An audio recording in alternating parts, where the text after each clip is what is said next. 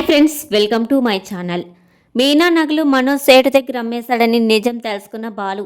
అసలు బాలుకి నిజం ఎలా తెలుసుంటుంది? మనోజ్ నగలు అమ్మేశాడని అసలు ఇదంతా ఎలా జరగబోతుంది అనేది ఈ వీడియోలో చూసి తెలుసుకుందాం. ఇక మనోజ్ నగలు అమ్మేసిన తర్వాత అమ్మయ్య తాకట్టు పెడదాం అనుకున్నాం, కానీ అమ్మకు తప్పలేదు. ఎలాగైతేనే నా చేతికి 4 లక్షలు వచ్చినాయి. తొందరగా ప్రాఫిట్ వచ్చిన తర్వాత మీనా నగలు తీసుకువెళ్ళి అమ్మకి అప్పచెప్పేయాలి అని చెప్పేసి అనుకుంటూ ఇంటికైతే వెళ్తాడు. ఇక ఇంటి దగ్గర మనోజ్ కోసం ఎదురు చూస్తూ ఉంటుంది ప్రభావతి భోజనం చేయకుండా. ఇంతలో మనోజ్ అయితే ఒక్కసారిగా పరిగెత్తుకుంటూ ప్రభావతి దగ్గరికి అయితే వస్తాడు. అమ్మా, అమ్మేశానమ్మా అని చెప్పేసి ఒక్కసారిగా గట్టిగా అరుస్తాడు. ఇక వెంటనే అక్కడున్న వారందరూ కూడా షాక్ అయిపోతారు. బాలు అయితే ఏంట్రా, ఏమమ్మేశావేంటి, అంత కంగారు పడుతున్నావు అని చెప్పేసి అడుగుతూ ఉంటే మనోజ్కి ఏం చెప్పాలో అర్థం కాదు. అప్పుడే ప్రభావతి ఇంకేముంది, షాప్లో ఫర్నిచర్ అమ్మినట్టున్నాడు, దాని గురించే చెప్తున్నావు కదరా అని చెప్పేసి ప్రభావతి అయితే అంటుంది. అవునమ్మా, దాని గురించే చెప్తున్నాను. ఫర్నిచర్ బాగా అమ్ముడుపోయింది. సరేరా, నీకోసమే ఎదురు చూస్తున్నాం, రా మనం భోజనం చెయ్యాలి అని చెప్పేసి ప్రభావతి అయితే అంటూ ఉంటుంది. అప్పుడే బాలు అయితే నువ్వు వస్తే కానీ అమ్మకి అరగదంట్రా, లేకపోతే అటు ఇటు తిరగాల్సి వచ్చిందని చెప్పేసి నువ్వు వచ్చేదాకా నీకోసమే కూర్చునుంది అని చెప్పేసి బాలు అయితే అంటాడు. ఇక అందరూ కూడా చాలా సంతృప్తిగా భోజనం అయితే చేసేస్తారు. ఇక ఒక పక్కన మనోజ్కైతే టెన్షన్ పట్టుకుంటూ ఉంటుంది. నగల గురించి ఎలాగైనా తీసుకురావాలి అని అనుకుంటూ ఉంటాడు. అప్పుడే రోహిణి అయితే మనోజ్కి ఫోన్ చేస్తుంది. ఏంటి మనోజ్, ఏం చేస్తున్నావు, ఇంకా షాప్కి ఎందుకు రాలేదు అని అడుగుతూ ఉంటుంది. వచ్చేస్తున్నాను రోహిణి, భోంచేసిన వెంటనే వచ్చేస్తాను. నీకోసం అందరూ ఎదురు చూస్తున్నారు. అదే ప్రాఫిట్ డబ్బులు కట్టాలి కదా, ఆ డబ్బులు తీసుకొచ్చి ఇచ్చేస్తే మనం మళ్ళీ మెటీరియల్ తీసుకోవచ్చు అని చెప్పేసి రోహిణి అయితే అంటూ ఉంటుంది. వెంటనే వచ్చేస్తాను రోహిణి అని చెప్పేసి మనోజ్ అయితే ఫోన్ పెట్టేస్తాడు. ఇక అందరూ కూడా భోంచేసి మీనాని పొగుడుతూ ఉంటారు. చాలా బాగా చేసావు, చాలా బాగుంది అని చెప్పేసి. ఇక ప్రభావతి మీనాని అలా పొగడడంతో ఒక పక్కన కుళ్ళుకుంటూ ఉంటుంది. అప్పుడే సత్యం వచ్చి, నువ్వు ఎంత కుళ్ళుకున్నా మీనా లాంటి వంట నువ్వు ఇప్పటికీ చేయలేవు, నీకేమీ రాదు అని చెప్పేసి అడుగుతూ ఉంటాడు. ఇక వెంటనే ప్రభావతి, సరే నేను కూడా ఒకసారి చేపల పులుసు పెట్టి చూస్తాను, అప్పుడు తిని చెప్పండి మీనా వంట బాగుంటుందో నా వంట బాగుంటుందో అని చెప్పేసి అంటూ ఉంటే, అప్పుడే బాలు అయితే మాకు అలాంటి పోటీలు ఏం పెట్టొద్దు, మేము నిశ్చింతగా ఇంట్లో ఉండాలనుకుంటున్నాము, హాస్పిటల్కి వెళ్దామని అనుకోవట్లేదమ్మా అని చెప్పేసి అంటూ ఉంటే ప్రభావతి చాలా కోపంగా అక్కడి నుండి వెళ్ళిపోతుంది. గదిలో కూర్చున్న బాలు మీనా అయితే ఇలా మాట్లాడుకుంటూ ఉంటారు. మీనా, నీ నగలు తీసుకొచ్చి దాని తాకట్టు పెట్టేసి షీలా డార్లింగ్కి ఏదైనా కొనిద్దామా, మనంతట మనం ఏమీ కొనివ్వలేదు, షీలా డార్లింగే అందరికీ అన్నీ కొనిస్తుంది కదా, ఈసారి మనం కొనించి తన్నే సర్ప్రైజ్ చేద్దాం అని చెప్పేసి అంటూ ఉంటే, అవునండి, మరి నగలన్నీ కూడా మీ అమ్మగారి దగ్గరే ఉండిపోయాయి, నేను సవాల్ చేసి మరీ వద్దన్నాను, ఇప్పుడు నా నోటి తడితే ఏం బాగుంటుంది, మరి నన్ను ఎలా అడగమంటారు అని చెప్పేసి మీనా అంటూ ఉంటే, సరే మరి ఏదో ఒకటి చేసి నగలు తీసుకుని తాకట్టు పెడితేనే కదా మన దగ్గర డబ్బులు వస్తాయి, లేకపోతే డబ్బులు ఎలాగా అని చెప్పేసి బాలు అయితే అంటూ ఉంటాడు. సరేనండి, ఒక పని చేద్దామా, మనం ఇద్దరం మావయ్య గారి దగ్గరికి వెళ్ళి మావయ్య గారిని అత్తయ్య గారిని అడగమందాం, అప్పుడు అయితే ఇస్తారు, మనం మళ్ళీ తాకట్టు పెట్టేసి చక్కగా అమ్మమ్మ గారికి చైన్ కొనిద్దాం అని చెప్పేసి మీనా అయితే సలహా ఇస్తుంది. సరే అని చెప్పేసి బాలు మీనా ఇద్దరు కూడా సత్యం దగ్గరికి వెళ్ళి నుంచుని ఉంటారు. ఏంటి ఎలాగొచ్చారేంటి అని చెప్పేసి సత్యం అడుగుతాడు. అదే మావయ్య, ఈయనేదో మీతో మాట్లాడతారంట అని చెప్పేసి బాలు మీదకైతే గెంటేస్తుంది మీనా.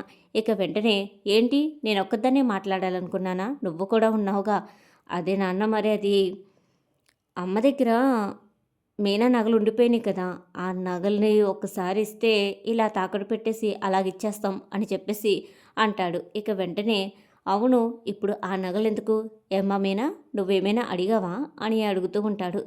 అంటే లేదు మావయ్య, నా కోసం కాదు, అమ్మమ్మ గారికి ఏదైనా కొనాలని ఈయన అనుకుంటున్నారు, అందుకే డబ్బుల కోసం ఆ నగలు తాకట్టు పెట్టి కొందామని అని మేము అనుకుంటున్నాము అని చెప్పేసి అంటుంది మీనా. చాలా మంచి ఆలోచనమ్మా, నేను చేయాల్సిన ఆలోచన మీరు చేస్తున్నారు, కొడుగ్గా నేను కొనివ్వాలి, కానీ మీరు కొనిస్తానంటున్నారు, మా అమ్మ చాలా సంతోషపడుతుంది. సరే అలాగే చేద్దాం అని చెప్పేసి సత్యమైతే ఇక ప్రభావతి దగ్గరికెళ్ళి అడుగుతాడనమాట. ప్రభావతి, మీనా నగలున్నాయి కదా! అవి మీనాకి ఇవ్వి అని చెప్పేసి అడుగుతూ ఉంటే ఇక ప్రభావతి అయితే షాక్ అయిపోతుంది. ఈ అన్ని మాటలు కూడా మనోజ్ ఒక పక్క నుండి వింటూ ఉంటాడు. నగలా? నగలిప్పుడివ్వాలా? మొహం మీద కొట్టిందిగా, దానికిప్పుడు నగలెందుకు అని చెప్పేసి ప్రభావతి అయితే ఏం మాట్లాడాలో తెలియక తనకిష్టమొచ్చినట్లు మాట్లాడేస్తూ ఉంటుంది. అదేంటి, తన నగలు తనకివ్వడానికి నీకేంటి ఇబ్బంది? ఇమ్మంటున్నానుగా, ఇవ్వి అని చెప్పేసి సత్యమైతే గట్టిగా అడుగుతాడు. సరేనండి, ఇవాళ శుక్రవారం, బీరువాలో నగలు తీసి కోడలికి ఇవ్వకూడదు, రేపిస్తానులే అని చెప్పేసి ప్రభావతి అయితే ఇక ఆ మాటతో సత్యాన్ని మాట్లాడనివ్వకుండా చేస్తుంది. ఇక ఇదంతా విన్న మనోజ్ అయితే ఒక పక్క టెన్షన్ పడిపోతూ ఉంటాడు. అప్పుడే ప్రభావతి పరుగు పరుగునైతే మనోజ్ దగ్గరికి వస్తుంది. ఒరే, నగలంట్రా మీ నాన్న అడుగుతున్నాడు, ఇప్పుడు కానీ నగలు లేవని తెలిస్తే నన్ను ఒక దోషిగా నిలబెట్టేస్తారా అందరూని, నన్ను నిన్ను కూడా కలిపేసి కొడతారు, ఇప్పుడు ఏదో ఒకటి చేసి నగలు తీసుకురా పోయి అని చెప్పేసి అంటూ ఉంటుంది ప్రభావతి. నగల, సరేనమ్మా అని చెప్పేసి ఇక ఎలాగైనా సరే నగలు తీసుకురావాలి అని చెప్పేసి మనోజ్ అయితే వెళ్తాడు. ఇక ప్రభావతికి ఏం చెయ్యాలో అర్థం కాదు. ఇక వెంటనే కామాక్షి దగ్గరికైతే వస్తుంది. అలా కామాక్షి దగ్గరికి వచ్చి, కామాక్షి కామాక్షి కొంపలు మునిగిపోయినాయి, ఈ మనోజ్ గాడి వల్ల నేను ఎప్పుడూ ఏదో ఒక రిస్క్లో పడిపోతున్నాను, ఇప్పుడు వీడు నా నెత్తి మీద బండే కూర్చున్నాడు అని చెప్పేసి అంటూ ఉంటే, ముందు నువ్వు కూర్చోవదినా, అసలు ఏం జరిగింది ఏంటి అని చెప్పేసి కామాక్షి అడుగుతూ ఉంటుంది. అదేనే బాబు, వీడికి ఏదో లాస్ వచ్చింది బిజినెస్లో, ఇప్పుడు డబ్బులు కావాలంటే నేను మీనా నగలు ఇచ్చాను తాకట్టు పెట్టమని, ఇప్పుడు ఆ నగలు అవసరమైనవి, మా వారు వచ్చి నన్ను అడుగుతున్నారు, ఏం చేయాలో ఏంటో అర్థం కావట్లేదు అని చెప్పేసి టెన్షన్ పడుతూ ఉంటుంది. ఇక మనోజ్ అయితే సేటుకి ఫోన్ చేస్తూ ఉంటాడు. సేటు ఎంతసేపటికి ఫోన్ ఎత్తాడు. తర్వాత కాసేపటికి ఫోన్ అయితే ఎత్తుతాడు. వెంటనే ఫోన్ ఎత్తిన వెంటనే, అదేనండి, ఉదయం మీ షాప్కి వచ్చాను కదా, నా పేరు మనోజ్. "ఆ గుర్తుంది, నువ్వే కదా బంగారం పెట్టి డబ్బులు తీసుకెళ్ళావు" అని చెప్తూ ఉంటుంటే, అదేనండి, పొద్దున్న బంగారం పెట్టాను కదా, ఆ బంగారం నాకు ఇప్పుడు చాలా అవసరం, మీ డబ్బులన్నీ కూడా మీకు కట్టేస్తాను అని చెప్పేసి మనోజ్ అయితే అంటాడు. ఏం బాబు, ఏం మాట్లాడుతున్నావు? నువ్వు నాకు తాకట్టు పెట్టలేదు, బంగారం మొత్తం అమ్మేశావు, అర్థమవుతుందా? మేము మొత్తం కరిగించేసాము, ఇప్పుడు ఏమీ లేవు అని చెప్పేసి షాక్ అయితే ఇస్తాడు. ఇంక వెంటనే మనోజ్ అయితే ఇక ఆ షాక్లోంచి తేరుకోకుండానే గబగబా ప్రభావతి దగ్గరికి వచ్చి ప్రభావతి కాళ్ళ మీద పడిపోతాడు.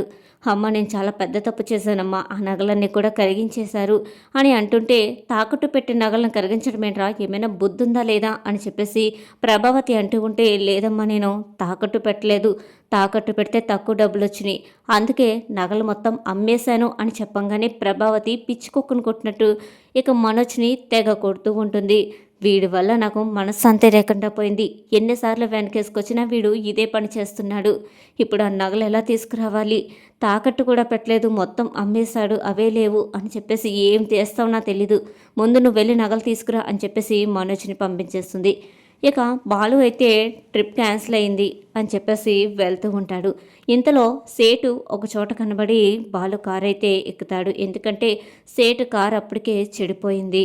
ఇక బాలు కారు ఎక్కుతూ ఉండగా వెంటనే మనోజ్ అయితే ఫోన్ చేస్తూ ఉంటాడు సేటుకి. సేటు ముందు చెప్తాడు లేవని, అయినా కూడా మనోజ్ ఫోన్ మీద ఫోన్ చేస్తూనే ఉంటాడు. ఎలాగైనా సరే మీ దగ్గర ఏమైనా నగలుంటే ఇప్పించండి, నేను మళ్ళీ తర్వాత ఇస్తాను అని అడుగుతూ ఉంటాడు. ఏంటి, నువ్వేమైనా నాకు చుట్టమా నగలన్నీ ఇప్పించడానికి అని చెప్పేసి సేట్ అయితే చెప్తాడు. లేదు, ఇప్పుడు మీ షాప్కి వస్తాను, నాకు ఏదైనా ఇప్పించండి, నేను చాలా కష్టాల్లో ఉన్నాను అని చెప్పేసి అంటూ ఉంటే ఇక ఇదంతా వింటున్న బాలు అయితే, ఏంటి, ఏం జరిగిందండి, నేనేమైనా సాయం చేయగలనా అని అడుగుతూ ఉంటాడు. ఏం లేదు, పొద్దున్న మనోజ్ అనే వ్యక్తి నగలు తీసుకొచ్చాడు, ఇప్పుడు ఆ నగలు కావాలని అడుగుతున్నాడు అని చెప్పేసి అంటూ ఉంటే, ఏంటి మనోజ్ అంటున్నారేంటి అని చెప్పేసి మొత్తం ఆరా తీస్తాడు. ఇక మనోజ్ గురించి మొత్తం అంతా కూడా బాలుకు తెలిసిపోతుంది. ఇక బాలుకైతే చాలా కోపం వస్తుంది. ఎందుకంటే అమ్మేసింది మీనా నగలు కాబట్టి. ఇక సరాసరి ఇంటికి వెళ్తాడు. ఇక మనోజ్నైతే పిచ్చి కొట్టినట్టు కొట్టేస్తూ ఉంటాడు. అప్పుడే సత్యం అడ్డుపడతాడు. ఏం జరిగిందిరా అంటే ఇంకేముంది మీనా నగలు మొత్తం అమ్మేశాడంట అని చెప్పేసి అంటుంటే ఇంతలో ప్రభావతి వస్తుంది మనోజ్ని కొట్టొద్దని. ఇక వెంటనే సత్యం ప్రభావతి చెంప పగలగొడతాడు. నీ వల్లే ఇదంతా జరిగింది. నువ్వు నగలు ఇవ్వకపోతే మనోజ్ చేతికి ఎలా వస్తాయి చెప్పు. అసలు నీ వల్లే కదా వీడిలా తయారైంది అని చెప్పేసి ప్రభావతికి పెద్ద షాక్ ఇస్తాడు సత్యం.